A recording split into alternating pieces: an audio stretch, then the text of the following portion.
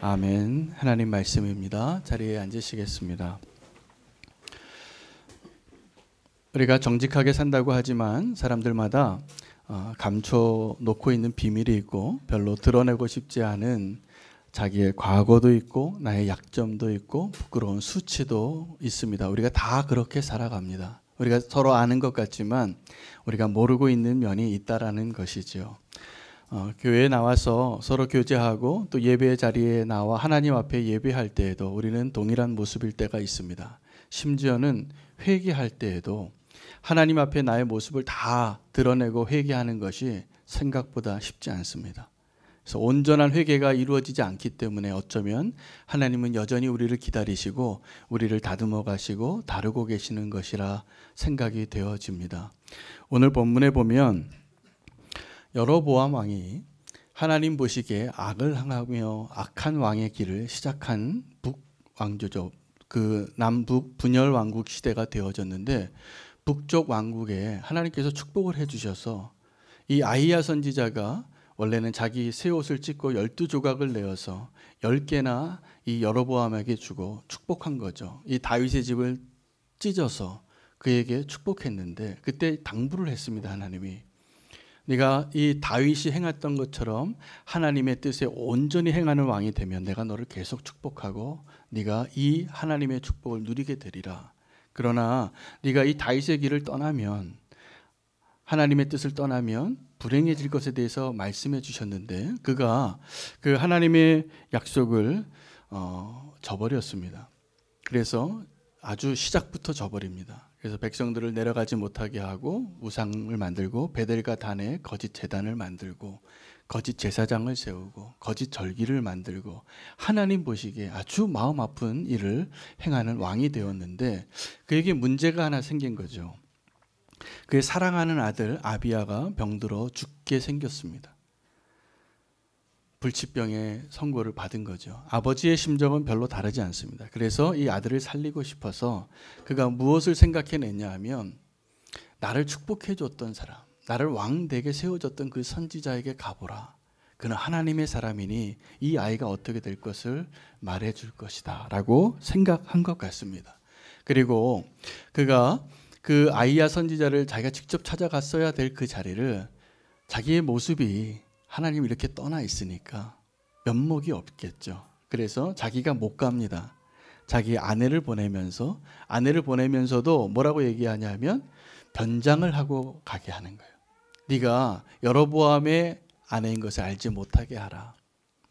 그렇게 하고 보내는데 오늘 본문의 내용은 간단합니다. 그렇게 변장하고 갔지만 하나님은 속일 수 없는 거죠.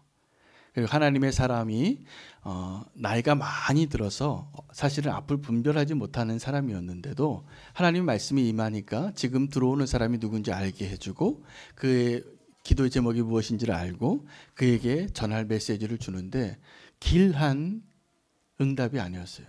여로보암이 그렇게 원했던 내 아이가 나음을 받는 그 대답이 아니라 저주의 말을 합니다. 첫 번째 저주는 그 아이가 빨리 죽겠다는 거죠.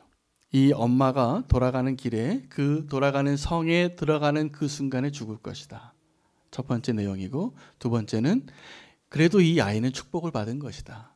이 아이를 제외하고 다른 사람들은 다 성 안에서 죽으면 개가 먹고 성 밖에서 죽으면 새가 먹고 아무도 온전한 평범한 축복된 죽음을 맞이할 수 없을 정도로 비극을 당할 것이다. 저주죠. 이 하나님의 사람에게 와서 여로보암은 그걸 원하지 않았어요. 그 대답을 원하지 않았겠지만 그 대답을 듣게 됩니다. 여러분 여로보암의 마음을 한번 헤아려 보시면 좋겠습니다. 제가 오늘 말씀을 준비하면서 여로보암이 하나님의 길을 떠났기 때문에 이렇게 하나님의 저주를 받는 것이 너무나 당연하지 이렇게 말씀을 묵상하고 시작했다가 안타까운 마음이 들기 시작했어요. 혹시 이 자리에도 여로보암이 있겠구나. 그 여로보암이 어떤 사람이냐 하면 하나님을 알고 하나님의 축복으로 세워진 사람인데 하나님의 길을 떠났어요. 그런데 지금 문제가 생겨서 내 아들이 죽게 생겨서 하나님을 향하여 나아가는 그 순간에도 내 모습을 있는 그대로 하나님께 보여드릴 자신이 없는 겁니다. 생각해 보니까 있겠더라고요. 오늘 이 자리에 계시겠더라고요. 그래서 어쩌면 오늘 이 예배당에도 저 모퉁이에 앉아있지 않을까. 혹시 목사님하고 눈이 마주치는 것을 피하고 싶지 않을까. 예배 자리는 나와 있지만 내 진짜 모습, 나의 진짜 실체는 오늘 이 자리에 있는 다른 성도님들이 알기를 원치 않고 있지 않을까. 저는 그런 생각에까지 기도가 되어지면서 이런 생각이 들었어요. 그러면 건강한 교회는 무엇인가? 건강한 교회는 어떤 사람이 내가 정말 연약하고 죄악 가운데 있는 모습이고 다른 사람에게 내 모습이 부끄러워서 드러내고 싶지 않은 모습이 있을지라도 교회에 나온다는 것은, 예배를 드린다는 것은 하나님을 만날 수 있는 기회가 있어야 되지 않을까. 그런데 안타깝게도 많은 성도님들이 하나님을 향하는 그런 마음과 갈망이 있는데, 이 아이야 선지자를 찾아서 나가고 싶은 여로보암과 같은 마음이 있는데 나갈 수가 없는 거예요. 사람들에게 내 모습을, 내 실체를, 나의 과거를, 나의 아픔을, 나의 부끄러움을 드러낼 자신이 없어요. 오늘 이게 저와 여러분이 서 있는 모습이더라고요. 그래서 오늘 여로보암이 이 자리에 많다는 것을 알게 됐습니다. 여러분, 여로보암의 마음에 두 가지 마음이 있었습니다. 제가 말씀을 묵상하면서 발견한 여로보암의 마음, 첫 번째 마음은 하나님께로 향한 거예요. 이 사람이 하나님을 떠났지만 자기 아들이 병든 것을 통해서 이제야 아히야 선지자를 찾을 생각이 났어요. 여태까지는 사람들을 막고 거짓 예배를 기획하고 사람들을 자기만 죄를 짓는 것이 아니라 사람들에게도 모두 다 잘못된 길로 가게 했던 나쁜 사람이 되어버렸지만 이제야 하나님께로 돌아갈 마음이 들었어요. 언제요? 아들이 아프니까. 아들을 고치고 싶어서. 아마 부모이신 분은 다 그 심정을 이해할 겁니다. 하나님이 때로는 우리가 사랑하는 내 아들과 아내와 남편과 부모를 통해서 우리를 하나님께로 인도하시잖아요. 정확하게 하나님께서 지금 여로보암을 그 아들 아비야의 병으로 하나님께로 인도하신 거였습니다. 자, 그런데 또 하나의 이 여로보암의 마음은, 첫 번째는 하나님께로 돌아오고자 하는 갈망이 있었다는 겁니다. 두 번째는 하나님께로 나아가기 어려운 두려움이 있었어요. 갈망과 두려움이 함께 있는 사람이 오늘 이 자리에 많으실 겁니다. 하나님께로 나아가고 싶은데 하나님, 이 모습으로는 내가 못 나가겠어요. 그래서 하는 게 뭐냐면 변장하는 거예요. 그래서 하는 게 뭐냐면 내가 아니라 아내를 보내는 거예요. 여러분, 오늘 이 자리에 변장하지 마시고 내가 아니라 아내를 보내는 자가 아니라 내 모습 있는 그대로 하나님 앞에 함께 나아가기를 축복합니다. 오늘 주님이 그래야 우리를 만나주시고 그래야 우리 안에 하나님이 행하시는 일을 분명히 하실 것이기 때문에 그렇습니다. 이 여로보암이 몰랐던 것이 하나가 있어요. 그가 하나님을 떠났고 하나님이 원치 않는 길을, 하나님을 배반하고 하나님을 자기 등 뒤로 버렸지만 하나를 몰랐는데 여전히 하나님이 자기를 사랑하고 있다는 걸 몰라요. 여러분, 하나님께서 왜 하나님의 사람을, 왜 그렇게 타락한 민족이 타락의 길을 갈 때 왜 그렇게 많은 선지자를 보내시는지를 아셔야 돼요. 그 선지자들이 가서 저주의 말씀을 선포하지요. 너희 이렇게 살다간 큰일 나. 이렇게 살면은 하나님의 재앙이 임할 겁니다. 라고 하나님의 사람들이 심판의 메시지, 저주의 메시지를 전하는 것 같지만 그 선지자를 보내시는 하나님의 마음은 사랑이에요. 이 여로보암을 하나님이 아직도 포기하지 않으신 게 분명해요. 근데 이 여로보암은 그걸 모릅니다. 아버지가 지금 나를 어떻게 사랑하는지. 저는 오늘도 이 예배의 자리에 우리 교회는 보니까 성숙한 성도님들이 참 많아서 감사해요. 그래서 제가 너무 행복한 목사이기도 합니다. 우리 교회 성도님들 자랑을 제가 누구를 만나면 요즘 계속 그 자랑을 하더라고요. 자, 그런데 우리 가운데 성숙하지 않은 분도 있어요. 우리 가운데 아직도 하나님께 나아가는 것이 두려운 그 한 사람이 있어요. 저는 오늘 예배를 드리면서, 오늘 이 말씀을 준비하면서 하나님이 찾으시고 주목하시는 그 한 사람이 보이는 거예요. 오늘 이 말씀은 정확하게 그분을 위한 겁니다. 내가 하나님께 내 모습 그대로 다 보여드리기 어려운 분이 계실 거예요. 그것이 어떠한 과거가 됐든 어떠한 나의 죄악된 모습이든 내 어떤 하나님의 마음을 너무나 아프게 했던 모습이든 상관없습니다. 하나님은 그 한 분 꼭 기억해서 들으세요. 오늘 그분에게 하는 말씀입니다. 하나님이 당신을 사랑하십니다.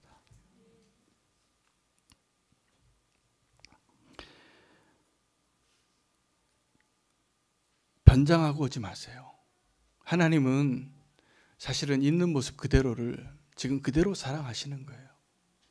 근데 그 모습을 가지고 나아가기가 어려워요. 남이 볼까 두렵고 남이 알까 봐 두려워서. 여로보암이 많아요. 예배 자리에 나와서 자꾸 내가 아니라 내 아내를 그것도 변장해서 보내고 싶은 마음이 많은 거죠. 저는 우리는 교회가 모두 아버지의 마음으로 주님을 알아가기를 원합니다. 그래야만 그러한 한 분이 올 때, 이 자리에 앉기가 어려운 그 분이 올 때 우리가 그 사람을 품을 수 있겠더라고요.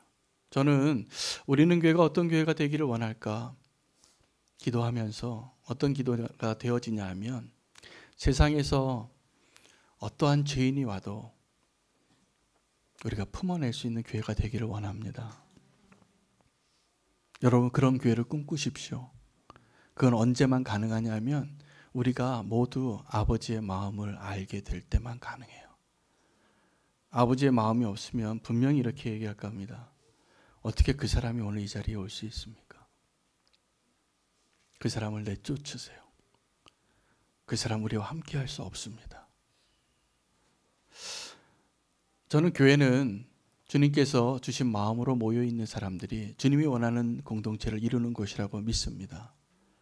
돌을 던지려고 하기보다는 그가 죄인인 것을 알매도 불구하고 나의 능력이 아니라 나의 사랑이 아니라 내 안에 역사하시는 하나님의 사랑과 능력으로 그를 넉넉히 품어낼 수 있는 저와 여러분이 되시기를 원합니다. 그러면 그 자리가 천국이 됩니다. 여러분 이 죄인을 향한 아버지의 마음이 성경에 너무 많아요. 가장 대표적인 게 누가복음 15장에 나오는 탕자의 비유예요. 그 아들이 아버지에게 배은망덕했죠. 아직 살아계신데 유산 달라고 해서, 그것도 첫째 아들이 아닌데 둘째 아들이 반 달라고 해서 자기 원하는 대로 허랑방탕하게 다 창녀와 함께 다 날려보내고 자기가 먹을 게 없어서 정말 그 줄인 배를 움켜쥐고 아버지 집을 생각해 보니까 아버지 집에는 그 집에서 일하는 하인도 지금 나보다 낫지 않은가. 그래서 아버지께로 향하는 겁니다. 회개한 거죠. 그 아들이 돌아올 때 아버지가 어떻게 했겠습니까? 여러분 우리에게 그 마음이 필요해요. 그 죄인이 돌아올 때 아버지의 마음은 어떤 거냐면 아버지는 신발도 안 신고 달려갔을 겁니다. 그리고 그를 끌어안고 잔치를 하고 죽었던 내 아들을 내가 오늘 찾았도다. 그 감동이 있어야지 교회예요. 왜냐하면 그것이 아버지의 마음이고 그런 사람들이 모인 것이기 때문에 그래요. 예수님께서는 수가성 여인을 만나는데 그 여인이 분명하게 죄인입니다. 그런데 사람들의 눈이 무서우니까 언제 물 들어와요? 네. 여러분 동남아시아나 이렇게 적도 부근에 있는 나라에 가보면 보니까 그 나라의 사람들도 낮에는 일 안 하더라고요. 잘 더우니까. 중동에 가봐도 그렇고. 언제 일하냐면 선선할 때 일하는 겁니다. 그때 일하기 좋으니까. 근데 이 여인은 그 뜨거운 정오에 물 들어올 수밖에 없어요. 이유는 단 하나예요. 사람들 눈을 피하기. 내가 사람들에게 부끄러운 삶을 산 사람이기 때문에 그 물 들어가는 것도 사람들 없을 때 다니는, 이것은 정오에 갔지만 요즘 우리의 문화와 우리의 생활 패턴으로 보면 깜깜한 밤에 간 거나 마찬가지예요. 아무도 없을 때. 근데 예수님께서 그 여인을 만나기 위해서 그 뜨거운 정오에 유대인이셨던 예수님이 사마리아 여인, 그것도 품행이 단정하지 않은 그 여인을 만나러 우물가로 가신 거예요. 예수님이 좀 위험한 행동을 좀 하고 계세요. 이 오해가 요즘같이 기자들이 막 쫓아오면 큰일 났어요. 그 우물가에서 예수님이 그 여인과 단둘이 지금 앉아 있어요. 스캔들이 나는 거죠. 있을 수 없는 일을 예수님이 하십니다. 하나 때문입니다. 그 여인을 만나기 위해서요. 근데 그 여인은 예수님이 어떤 축복을 주시냐면 그 여인에게 먼저 말해요. 그 여인 안에 있는 갈망을 보았기 때문에 나에게 물을 좀 다오라고 말해요. 더운 날이죠. 정오에.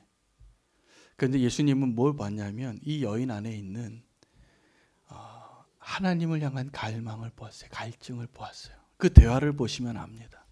여러분, 우리가 모르는 것이 하나 있는데 지금 우리가 보기에 저 품행이 단정하지 못하고 사람에게 손가락질 받는 그 사람들에게 하나님을 향한 갈망이 있을 거라는 것을 우리가 잘 모르고 살아가요. 있습니다. 하나님께로 오고 싶어요. 하나님께 돌아오고 싶어요. 하나님께 나아가고 싶어요. 그런데 사람들의 눈이 너무나 신경 쓰여요.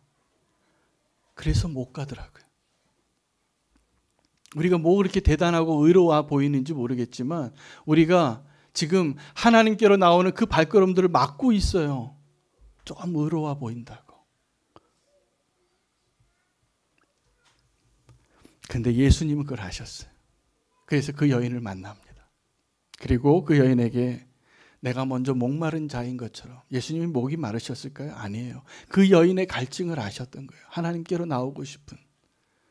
그리고 예배에 대해서 얘기해요.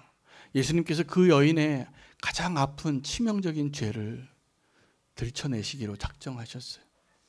무슨 얘기냐면 이 여로보암이 가면 쓰고 오는 것처럼 왔던 그 여로보암에게 그 가면을 벗기기 시작하는 거예요. 질문 하나면 충분해요. 어떤 거냐면 네 남편 좀 데려오라.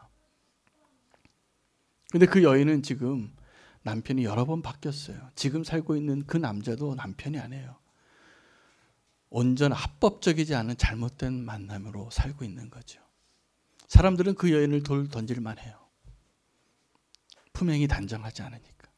그 좁은 바닥에, 여러분 이 중동 지역에 얼마나 관계적인지 몰라요. 그래서 소문이 많아요. 다 알아요. 그런 곳에서 예수님이 이 여인의 가장 숨기고 싶었던 그 부분을 들춰냅니다. 이 여인이 나중에 예수님 만나고 예수님에게 은총을 입어요. 그래서 예수님이 아직 때가 아닌데 그 여인에게만 이 이야기를 하셨어요. 내가 그니라. 여인의 갈망이. 내가 지금 그 사람 만나고 싶어요. 그 하나님 나도 예배하고 싶어요. 그 여인에게 말해주는 거예요. 내가 그니라. 여러분, 이 여인이 마을에 돌아가서 전도를 합니다. 근데 어떻게 전도하냐면 내가 지은 죄를 다 알고 있는 사람을 만났다라고 말해요.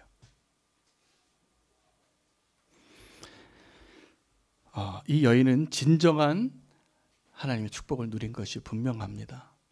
오늘 저와 여러분이 여로보암과 같은 불행이 아니라 이 수가성 여인의 축복을 누리기를 원합니다. 삭개오도 마찬가지였습니다. 삭개오가 예수님을 향한 갈망이 있었는데 호기심 수준이었는데 예수님이 그에게 내가 너를 택했다라는 거죠. 내가 오늘 너희 집에 거하여야겠다. 그가 예수님을 만나고 아브라함의 자손이 됩니다. 그날 잔치를 벌이는데 여전히 나의 친구는 다 죄인들인데 그가 변화된 삶의 고백을 하는 거죠. 내 재산의 반을 다 내놓고 내가 잘못 얻어낸 것이 있다면 4배로 갚겠다. 여러분, 세리장은 어떤 거냐면 그가 부자였을지 모르지만 그가 부자가 된 수 있는 가능성은 자기 종족을 뜯어낸 거예요. 이렇게 생각하시면 됩니다. 일제시대 때 일제 압제비가 돼서 조선 사람들에게 혈세를 다 뜯어내는 일을 했던 사람이 삭개오예요. 그러니 이 조선 사람들 중에서 고개 들고 살 수 있겠습니까? 이 유대인들 가운데 고개 들고 살 수 있었겠습니까? 손가락질 받았겠죠. 외로웠겠죠. 그에게 갈망이 있었어요. 그럼에도 불구하고 예수님은요, 이 품행이 단정하지 못했던 창녀와 같은 여자, 민족들에게 사람 대접 못 받고 손가락질 당하는 그 삭개오, 그들의 갈망을 보시고 그들을 만나주세요. 그리고 그들은 정직하게 하나님 앞에 고백할 수 있었던 사람이에요. 그런데 오늘 이 여로보암은 거기에서 실패합니다. 거기서 실패해요. 여러분 신약 성경의 초대교회의 아나니아와 삽비라를 잘 아실 겁니다. 그가 사실 너무나 괜찮은 성도 아닙니까? 자기의 재산을 팔아서, 자기 땅을 팔아서 가난한 성도에게 먹을 걸 주려고 선한 행위를 하려고 특별한 헌금을 한 사람인데 그가 공동체의 본보기로 죽임을 당했어요. 이유는 단 한 가지예요. 하나님을 속이려고 했기 때문이에요. 성령님을. 오늘 여로보암의 마음 가운데 하나님을 향한 갈망이 있었지만 이 여로보암의 문제가 뭐냐면 하나님을 속일 수 있다라고 생각하고 있다라는 그 자체예요. 저는 오늘 말씀을 통해서 저와 여러분이 오늘 이 한 가지 사실만 붙잡으셔도 하나님의 은혜를 더 경험하실 거라 믿습니다. 이거 아십시오. 우리가 하나님을 속일 수 없습니다. 속이는 자의 본성이 하나 있는 그 본체는 누구냐면 사탄이에요. 사탄은 속이는 것만 해요. 고소만 하고. 그래서 그가 본 전공이 뭐냐면 속이는 일만 하는 게 사탄이에요. 그래서 사탄을 통해서 가장 잘 속는 자가 누구냐면 사람들이에요. 계속 속는 거예요. 어떤 분이 보이스피싱을 당했대요. 근데 이분이 그냥 저기 시골에 계신 할머니가 엉겹결에 어리숙하게 당한 게 아니라 멀쩡하게 직장 다니고 많이 배우고 똑똑한 분이 당했어요. 그러면서 하는 얘기가 내가 당할 줄 몰랐대요. 근데 속이려고 작정을 하면 그렇게 넘어가는 거예요.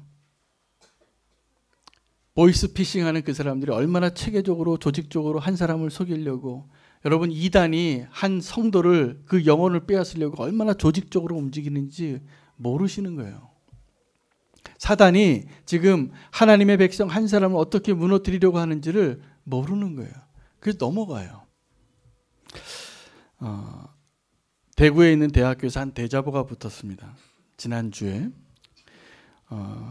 거기에 큰 공고로 요즘 대학생들이 졸업하고 취직이 안 되는데 취업 광고가 났어요. 신입사원 모집, 경력 무관, 학력 무관, 나이 무관. 그런데 급여 월 300만 원.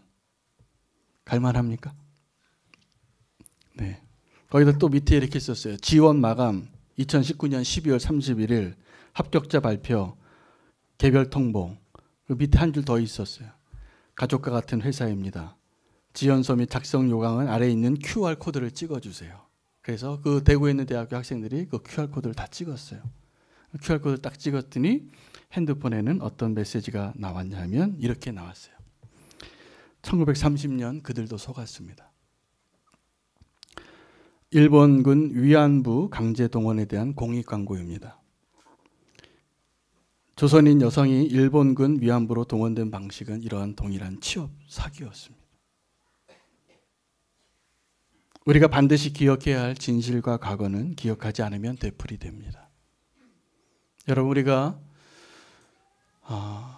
위안부라는 표현도 지금 굉장히 잘못된 표현이지만 1930년에 우리가 일제 치하에 있을 때 일본이라는 나라가 식민지에 있는 여성들, 꽃다운 우리 누이와 어머니 같은 아리따운 우리의 가족을 이 취업 사기로 속여서 그렇게 비참한 곳으로 비참한 인생을 살게 한 거예요. 속았기 때문이에요. 그리고 그들은 지금도 합법적이었다고 얘기하고 어떤 정신 나간 어떤 일부 지식인들은 일본 편에 서서 그들이 합법적으로 취업을 한 것이라고 이야기하는 사람도 있어요. 정신 나간 사람입니다. 제가 보기에. 속았죠. 여러분 속지 마셔야 됩니다. 그리고 분명히 아셔야 될 게 있는데 사람은 속일 수 있어도 하나님은 못 속인다는 사실이에요. 우리가 정말 문제는 하나님을 속일 수 있다라고 생각하는 그 생각 자체예요. 여로보암이 지금 그렇게 생각해서 자기 아들을 살리고 싶고 하나님의 뜻을 향하여 그 갈망이 있음에도 불구하고 정직하게 하나님 앞에 서지 못한 게 불행이에요. 여러분 이 여로보암은 자기 아들을 살리고 싶어서 그나마 하나님의 사람에게로 찾아갔는데 정말 하나님이 원하시는 걸 모르면 또 속습니다. 하나님은 정확하게 여로보암을 살리고 싶었어요. 그래서 아히야 선지자에게도 메시지를 준 거예요. 그때라도 가면을 벗고 다른 사람을 보내는 것이 아니라 자기의 모습을 가지고 하나님께 나아갔다면 하나님께서 여로보암의 인생을 다르게 쓰실 수도 있었을 거예요. 회개하면 돼요. 그런데 우리는 끝까지 회개하지 않고 하나님을 속이려고 한다는 것이 안타까운 것입니다. 그 아비야죠. 여로보암의 아들, 그 아비야를 향한 성경의 평가가, 하나님의 평가가 이거였어요. 그 아이는 곧 죽을 건데 그가 불행한 것이 아니라 그가 죽을 때 온 백성이 다 슬퍼하며 울 것이다. 그리고 그 아이만 너의 가문 가운데 유일하게 왕족으로 장례를 치를 수 있는 유일한 사람이 될 것이다 라고 말씀하시면서 뭐라고 그를 표현하냐면 오직 그 아이만 여호와를 향하여 선한 뜻을 품었다라고 말합니다. 여러분, 그렇다면 이 아비야, 여로보암의 아들은 선한 의로운 아이였는데, 선한 뜻을 품은 아이였는데 누가 죽어야 돼요? 여로보암이 죽어야 됩니까? 여로보암의 아들이 죽어야 됩니까? 여로보암이 죽어야죠, 사실은. 근데 왜 아비야가 죽냐고요? 하나님은 여로보암이 그때라도 회개하기를 원하시는 거예요. 여러분, 우리는 내 삶 가운데 어떤 고난을 당할 때 내가 원치 않는, 하나님 나를 버리신 것 같은 그런 재앙과 어려움과 고난과 환난을 당할 때 하나님의 마음을 읽을 줄 아는 그 지혜와 눈이 열려야 됩니다. 하나님이 심판하시는 건 그때가 아니거든요. 하나님 지금도 기다리시는 거예요. 오늘 이 자리에 계신 여로보암이 있다면 하나님께 나오십시오. 하나님 속이려고 하지 마시고 지금 모습 그대로, 사실 하나님은 다 아세요. 여러분의 과거를 알아요. 여러분의 어두운 기억들을 아세요. 그리고 여러분을 고치길 원하시고 여러분을 구원하길 원하세요. 왜 그 하나님을 손잡지 않으려고 하십니까? 그 아이를 향하여 이렇게 얘기했거든요. 하나님을 향하여 선한 뜻을 품었던 아이라. 여러분, 저는 이 본문을 묵상하다가 이런 생각이 들었어요. 하나님 공의의 하나님 맞습니까? 여러분, 우리가 영화 한 편만 봐도 영화가 끝났는데 결과가 착한 사람이 살고 나쁜 사람이 죽어야지 기분 좋게 극장에서 나오잖아요. 드라마 한 편이 끝나면, 소설 한 편이 끝나면 권선징악, 그죠? 착한 사람이 오래 살고 나쁜 사람이 막 잘 되는 것 같다가도 결국은 그렇게 결론이 돼야지 우리가 기뻐하거든요. 우리 모두가 가지고 있는 소망이죠. 그런데 오늘 이 본문을 보면, 성경을 보면 하나님께서 아닌 것 같은 모습을 보이실 때가 많은 거예요. 하나님 공의의 하나님 맞으십니까? 이유는 이거예요. 하나님이 자격이 없는 죄인을 사랑하고 계신다는 거예요. 오늘 저와 여러분을 사랑하시기 때문에 여로보암의 가족에 그 아비야가 죽음을 당하게 되는데, 사실은 그가 살아야죠. 선한 뜻을 품었는데. 근데 그가 죽어요. 여로보암을 향한 메시지고 저와 여러분을 향한 메시지인 것입니다. 하나님께로 나오시기 바랍니다. 하나님이 어떤 모습이어도 저와 여러분을 품어내실 거예요. 그런데 이 아이가 선한 뜻만 품어도 하나님께서 이 아이를 축복하신 거예요. 이 죽음이 저주가 아니라, 심판이 아니라 사실은 축복이라는 거죠. 다른 사람들은 다 개가 먹고 공중의 새가 먹을 비참한 죽음을 당할 텐데, 그래도 이 아이를 축복하고 나라의 국장으로 모든 사람이 슬퍼하는 가운데 장례 치를 수 있었던 것은 그 아이가 선한 뜻을 품었기 때문이라는 거예요. 여러분, 그런데 이 여로보암을 향한 하나님의 기준이 어떤 거였냐면 다윗이었습니다. 근데 다윗을 이렇게 표현해요. 오늘 본문에 그는 하나님 앞에서 하나님의 뜻을 쫓아 하나님이 기뻐하시는 대로 나 보기에 정직히 행하였더라. 이 아비야하고 다윗의 차이를 느끼실 수 있습니까? 아비야는 어린아이였는데 내가 저 아버지 같이는 살지 않을 거야.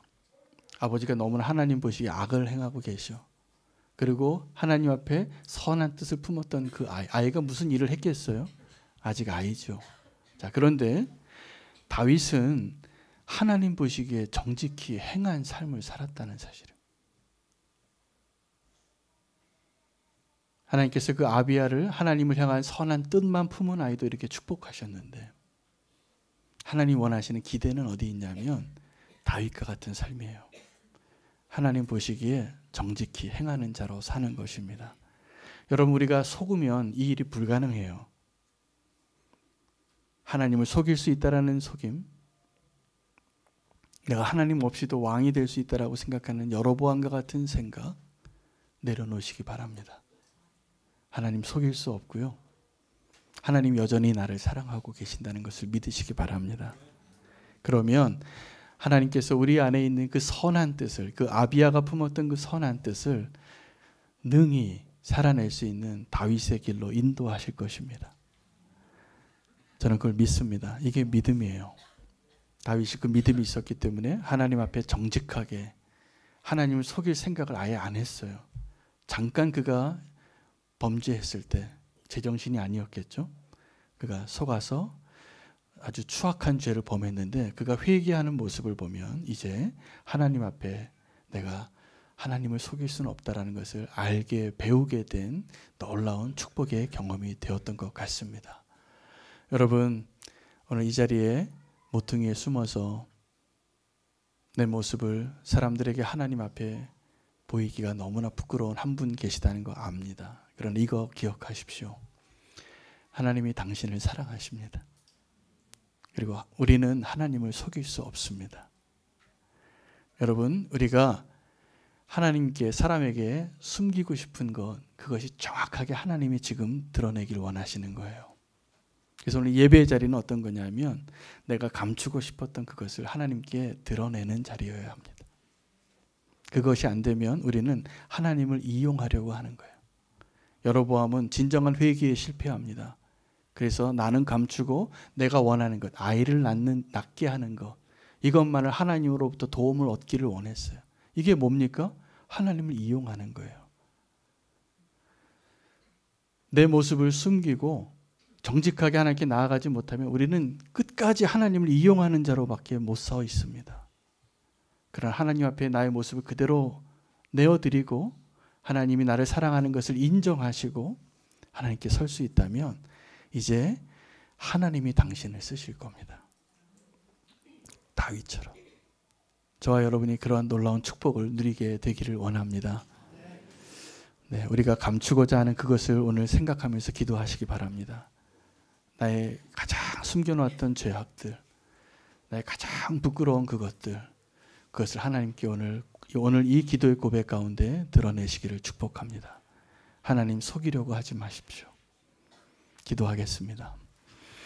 사랑의 주님, 오늘 여로보암의 모습을 통하여서 우리도 동일한 여로보암의 모습이 있음을 고백하게 됩니다. 여전히 나의 모습을 다 드러내기가 두렵습니다. 주님께로 더 나아가기를 원하지만 두 가지 마음이 함께 공존하여 하나님께 나아가는 것을 실패하고 회개에 실패했던 나의 모습을 고백합니다. 하나님, 빛을 비춰 주시옵소서. 주님께서 오늘 우리에게 하나님의 은총을 베풀어 주시고 하나님이 나를 어떻게 사랑하고 기다리고 계시는지 알게 하셔서 하나님 앞에 빛 가운데 서게 해 주시옵소서. 내가 가장 숨기고 싶은 그것을 주님이 드러내기를 원하시는 오늘 이 자리가 되게 해 주시옵소서. 예수님의 이름으로 기도합니다. 아멘.